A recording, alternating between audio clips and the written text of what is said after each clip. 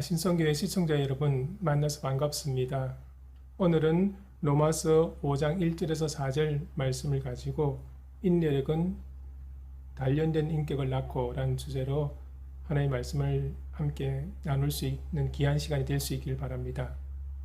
제가 성경 본문을 함께 읽어드리겠습니다. 로마서 5장 1절에서 4절 말씀입니다. 그러므로 우리가 믿음으로 의롭다 하심을 받았으니 우리 주 예수 그리스도로 말미암아 하나님과 화평을 누리자. 또한 그로 말미암아 우리가 믿음으로 서 있는 이 은혜에 들어감을 얻었으며 하나님의 영광을 바라고 즐거워하느니라. 다만 이뿐 아니라 우리가 환난 중에도 즐거워하나니 이는 환난은 인내를, 인내는 연단을, 연단은 소망을 이루는 줄 알미로다. 지금 우리가 살아가는 시대에는 편리한 것이 참 많습니다.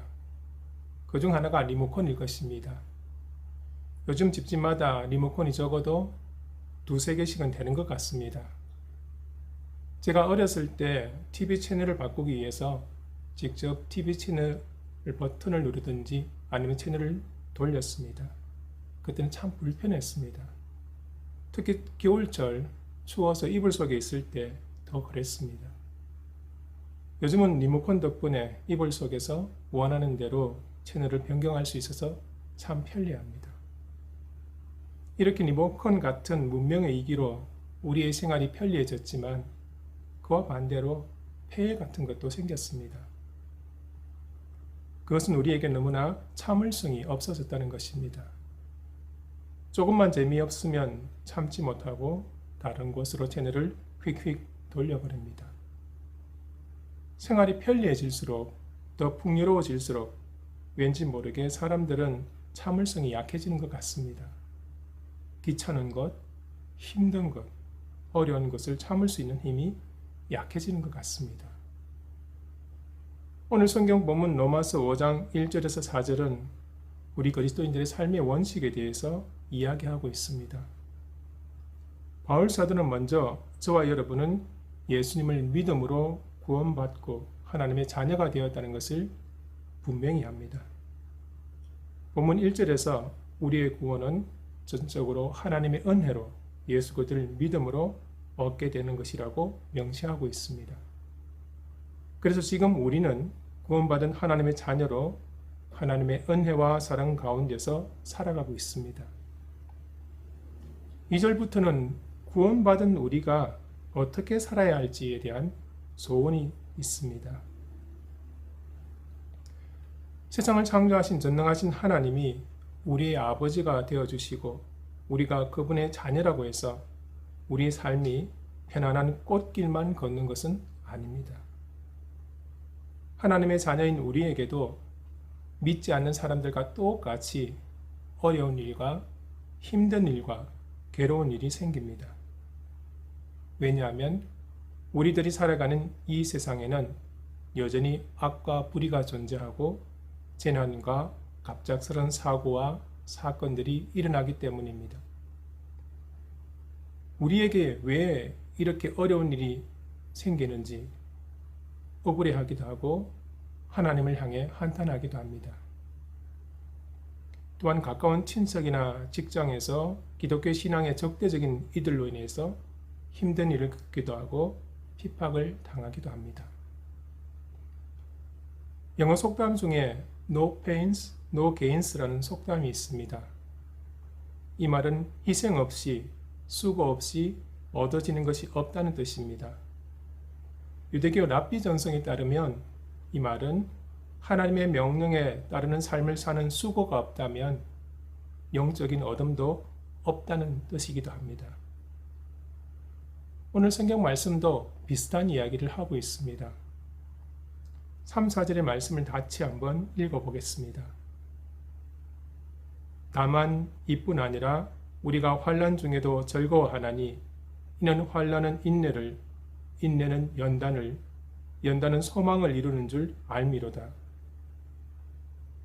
비록 우리가 하나님의 자녀이지만 생활하면서 힘든 일과 어려운 일들을 겪게 되는 것은 위에서 언급한 인간들의 죄와 불의 때문이기도 하지만 하나님 아버지께서 이런 것들을 우리에게 허락하시기 때문이기도 합니다.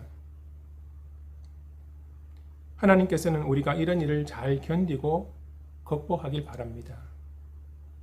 이런 인내력을 통해서 우리의 인격이 단련되며 단련된 인격을 통해서 하나님 나라에 대한 소망을 더욱 굳게 가지게 되기 때문입니다. 바로 이런 이유 때문에 하나님께서 우리에게 시련이나 고난을 허락하시는 것입니다. 하나님께서는 자기 자녀들이 하나님 나라의 소망을 품고 굳세고 단련된 그리스도인이 되길 바랍니다. 구약 성경 요셉은 위대한 신앙인으로 간주되지만 그가 어렸을 때부터 그런 편은 아니었습니다. 아버지 야곱이 요셉을 너무나 편애했기 때문에 오히려 버릇이 나쁜 아이로 자랐습니다. 그는 형들의 실수와 잘못을 고자질하는 아이였습니다. 그래서 형들의 미움을 받아서 이집트로 노예로 팔려가게 됩니다. 요셉이 이집트에서 노예 생활하면서 그의 인격이 비로소 점점 성숙해집니다. 엎친 데 덮친 격으로 요셉은 억울한 누명까지 쓰게 되어 감옥에 갇히게 되었습니다. 그러나 요셉은 억울하다는 것은 알았지만 불평이나 원망에 사로잡히지 않고 자신이 처한 상황에서 맡은 일의 성실을 감당하며 하나님과 사람들의 앞에서 진실되게 생활했습니다. 그런 인내의 시간이 지나자 요셉은 지혜로우면서도 관대하며 모든 일 가운데서 하나님의 뜻을 분별할 줄 아는 사람이 되었습니다. 그가 이렇게 성숙한 신앙인의 모습을 갖추게 되자 비로소 하나님께서 그를 당시 강대국 이집트의 총리로 세우셨습니다. 그때 비로소 요셉은 자신이 왜 노예로 이집트에 오게 된 것인지 하나님의 뜻을 깨닫게 되며 그곳에서 감당해야 할 사명이 무엇인지 파악하게 됩니다.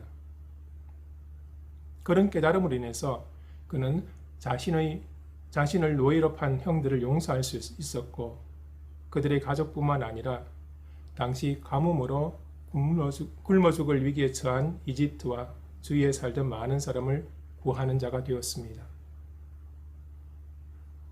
우리 삶이 평온하기만 하면 얼마나 좋겠습니까만 그것은 현실적으로 불가능한 이상에 가깝습니다. 우리의 삶에는 어렵고 힘든 일이 없을 수 없습니다. 하지만 하나님께서는 우리가 그것을 극복하길 원하십니다. 극복하는 과정을 통해서 우리가 인내력과 단련된 인격을 갖게 하실 것입니다. 성경은 하나님께서 우리가 감당할 수 없는 어려운 일을 주시는 것이 아니라 이겨낼 수 있는 정도의 것만 허락하신다고 말씀합니다. 왜냐하면 하나님의 목적이 우리를 넘어뜨리는 것이 아니라 단련시키는 것이기 때문입니다. 시련과 고난이 생기면 낙심하지 말고 이것을 극복할 수 있는 힘과 지혜를 달라고 하나님께 기도하면서 담대하게 붙잡고 실험하십시오.